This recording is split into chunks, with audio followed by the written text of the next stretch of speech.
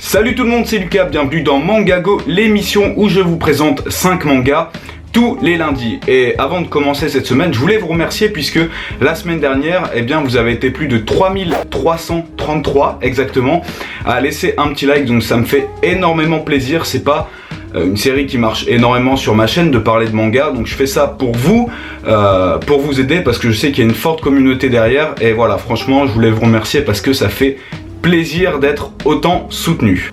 D'ailleurs, si vous avez acheté des mangas suite à la vidéo de la semaine dernière et lu, dites ce que vous en pensez dans les commentaires, si vous avez été déçu ou si vous avez kiffé. Donc cette semaine, on va commencer par Gangsta Cursed. Donc c'est un spin-off de Gangsta. Je sais pas si certains lisent le manga ou ont regardé l'animé. C'est tout simplement l'histoire en fait d'une ville contrôlée par plusieurs gangs de la mafia. Et dedans, tu as des gens qui ont dû prendre une drogue car ils étaient addicts à cette drogue et ça les a rendus un petit peu plus puissants. Et donc, tu as la guerre entre les humains et ces personnages qu'on appelle indexés. Dans le manga, c'est quand même assez le bordel, on a du mal à comprendre puisque l'auteur Koshke nous explique pas tout, enfin on découvre au fil du tome. Et ça c'est un spin-off parce que justement Koshke est tombé malade. Donc ils ont trouvé quelqu'un pour, en attendant qu'il se rétablisse, faire un spin-off, donc une histoire sur un des personnages secondaires. Et justement c'est très très bien puisque c'est un personnage, donc lui, Marco, c'est dans son enfance. À l'époque, c'était un exterminateur, donc il était là pour exterminer les indexés, alors que dans Gangsta, donc qui se passe après cet événement-là, en fait, il est du côté des indexés. Donc, on voit son changement, son enfance, et on explique pourquoi est-ce que il faisait ça alors que maintenant il est dans le camp inverse et toute la manipulation qu'il y a autour de ça. Donc vous n'allez pas non plus avoir des révélations de ouf, mais c'est très bien pour ceux qui sont un petit peu en manque de Gangsta. Ça permet d'être un petit peu plus patient, surtout que son histoire est intéressante. Et ce qui est très bien, je vais vous montrer, c'est que au niveau du graphisme, des dessins, je rappelle que c'est même pas Koshke qui le dessine, c'est presque pareil.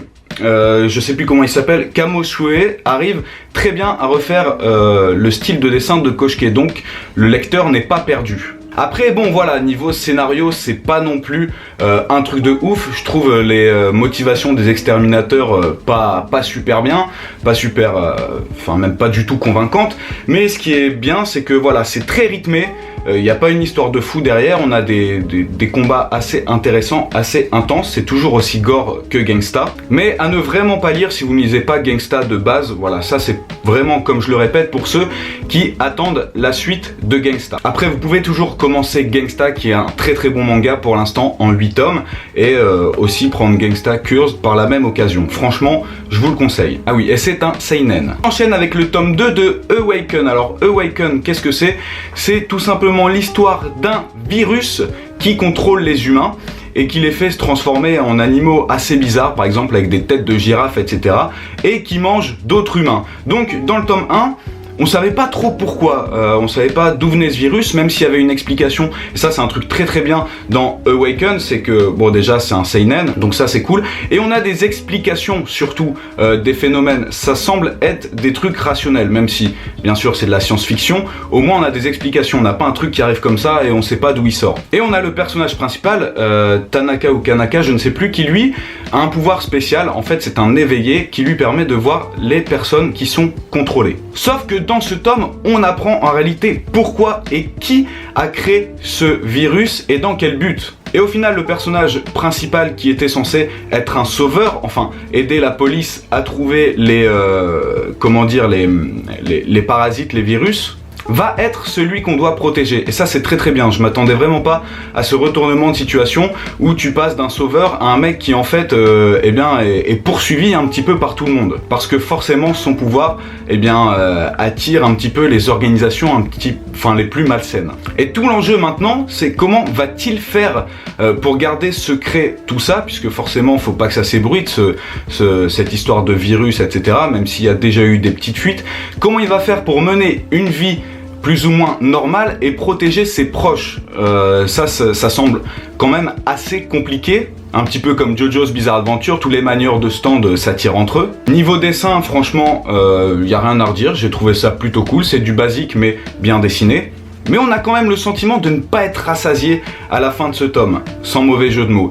Parce que voilà, on est pris dedans, ça va très très vite, et même si on nous donne quelques petites informations par-ci par-là, on aimerait en savoir plus. Donc moi, ce que je vous conseillerais, c'est d'attendre peut-être un petit peu, enfin si vous avez déjà le tome 1, bien sûr, achetez le tome 2, mais ne vous précipitez pas, attendez que quelques tomes sortent, de pouvoir, de ce fait-là, les lire à la suite. On enchaîne avec le tome 2 de Sukedaishi. Le tome 1 était un réel coup de cœur pour moi.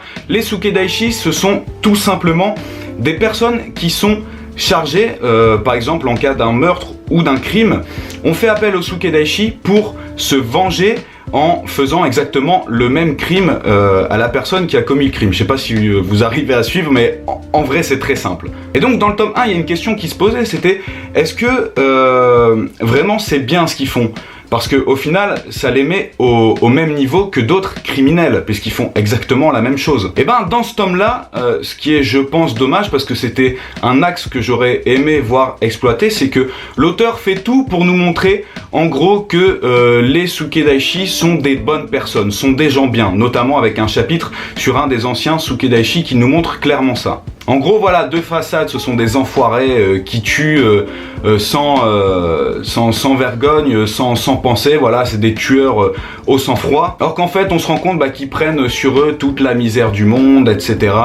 Que c'est pas si facile d'être un Sukedaishi, que c'est les souffre-douleurs entre guillemets de la société. Après, franchement, ça reste toujours aussi bien, hein, mais moi je trouve ça dommage. J'aurais aimé voir les personnages un peu torturés par leurs actions et vraiment se poser des questions. Le personnage principal est un peu, enfin même beaucoup mis de côté dans ce tome. On nous raconte par contre l'histoire d'un des persos secondaires, en fait un sous-fifre, un élève du perso principal. Et cette histoire, vraiment ce dernier chapitre m'a fait verser une larme. C'est assez rare quand je lis des mangas, hein. Kishimoto, donc qui est le frère de Masashi Kishimoto, arrive à faire passer des émotions assez incroyables à travers son dessin. Bon, c'est peut-être parce que c'est un sujet, voilà, ça parle de l'amitié homme-animaux, etc. Moi, c'est un sujet qui me tient à cœur, donc c'est peut-être pour ça que j'ai versé la petite larme. Et niveau chara design, franchement, c'est top, il n'y a rien à redire sur ça non plus. Et comme je disais, après avoir lu le tome 1, j'ai pas l'impression qu'il y ait vraiment un fil conducteur, une histoire principale. C'est vraiment découpé en petits chapitres, chaque petit chapitre a son histoire. Alors, je sais pas comment ça va évoluer par la suite. Je sais pas combien il y a de tomes, mais à mon avis, ce sera pas une série très très longue où voilà, à chaque chapitre, on aura la présentation d'un personnage et un peu une histoire qui fait réfléchir le lecteur. Parce que même si des fois des Sukedaishi sont obligés de tuer des criminels, la justice a peut-être mal fait son travail. Donc, eux ils sont obligés de tuer, mais est-ce que pour autant c'est vraiment bien ? Voilà. Donc malgré ça, Sukedaishi, ça confirme ce que je pensais du tome 1, c'est vraiment un très très bon manga. Bon, j'espère que je suis pas trop long là, j'ai l'air d'être un peu plus long que d'habitude. Et on termine avec Black Clover, le nouveau shonen de chez Kazé, qui s'était vanté de faire un shonen sans super-héros, voilà, petite pique à Ki-un et My Hero Academia. Alors par contre, vous allez voir que les premières pages, surtout le premier chapitre, ça va énormément vous faire penser à Naruto. Dans un monde où tout le monde est capable d'utiliser la magie, Asta que vous voyez là est le seul en fait à ne presque pas, il a même pas du tout de pouvoir. Donc là par contre ça fait penser à My Hero Academia. C'est bizarre hein, quand même, ça se critique, mais il y a des similitudes. Et voilà, il est rejeté par tout le monde, rejeté de son village, mais lui veut devenir l'empereur mage, un peu, voilà, si vous faites le lien, un peu le Hokage dans Naruto. Tout le monde se moque de lui, ouais, tu n'y arriveras jamais, mais si, vous allez voir, je vais réussir. Et en plus, son meilleur ami rival, voilà, c'est un mec ultra populaire, qui a plein de pouvoirs, qui est pressenti pour être le futur empereur mage. Donc voilà, petit parallèle avec Sasuke encore une fois. Donc là ça fait très Naruto, surtout lors de la remise des grimoires, parce que voilà leur technique c'est avec des grimoires. Ça fait un peu penser à l'examen Chunin de Naruto, où le perso principal n'a rien, et le seul à pas avoir de pouvoir. Voilà, Naruto qui n'a pas réussi à être Chunin. Mais par on ne sait quel enchantement, il va réussir à avoir un grimoire avec une capacité exceptionnelle, c'est d'annuler les pouvoirs magiques des autres. Et Asta a bien fait toute sa vie de s'entraîner physiquement, donc il est très fort, même s'il n'a pas pouvoir magique, et grâce à cette nouvelle capacité, eh bien, c'est un atout majeur maintenant.